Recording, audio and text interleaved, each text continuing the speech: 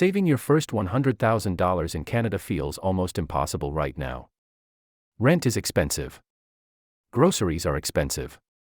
Everything costs more. But here's the part most people don't expect. Two people can save the exact same amount of money every month. And one of them still reaches $100,000 years earlier. Not because they make more money. Not because they work harder. But because of one decision. Where they keep their money. Meet Alex and Sarah. Both are 27 years old. Both make $75,000 per year. Both save $750 every month. Same income. Same savings. Same starting point. But after a few years, their money looks very different. Alex wants to play it safe. He doesn't really trust investing. So he puts all his money into a high-interest savings account. Basically, his money just sits in the bank earning a little bit of interest. For this example, Alex earns around 2.8% per year. Safe? Yes. Fast? Not really.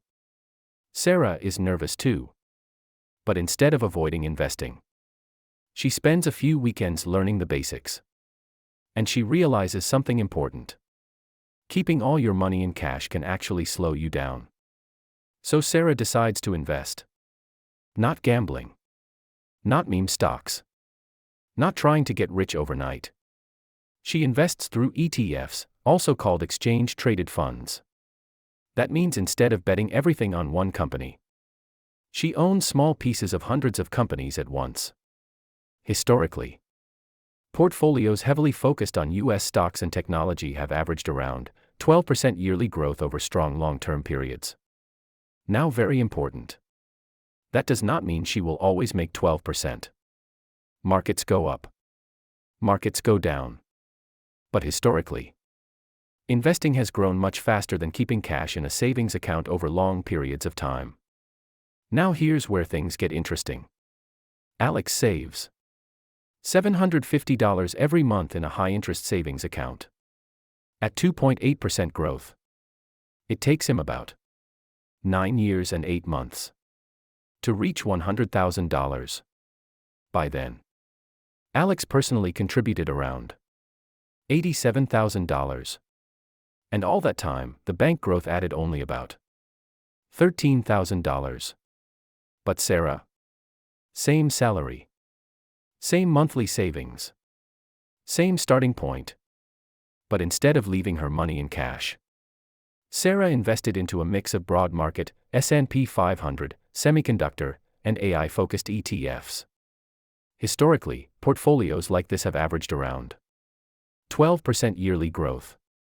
Again, not guaranteed returns. Just what the market has historically averaged over long periods. And because her money grew faster, Sarah reached $100,000 in only 7 years 1 month. That's almost 3 years earlier. And here's the craziest part.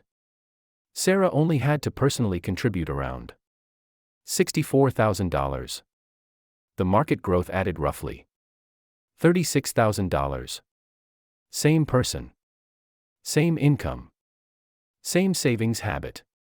But one decision changed everything. Sarah's money stopped sitting there and started working for her.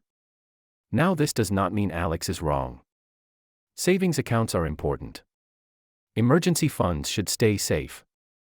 Short-term money should stay safe. But long-term money? That's where investing can completely change your future. Because the biggest difference usually isn't how much money you save. It's how fast your money grows. Your first $100,000 feels hard because at the beginning, you are doing all the work. But eventually, your investments start growing on their own. And once that happens, everything starts moving faster. That's the real power of compounding.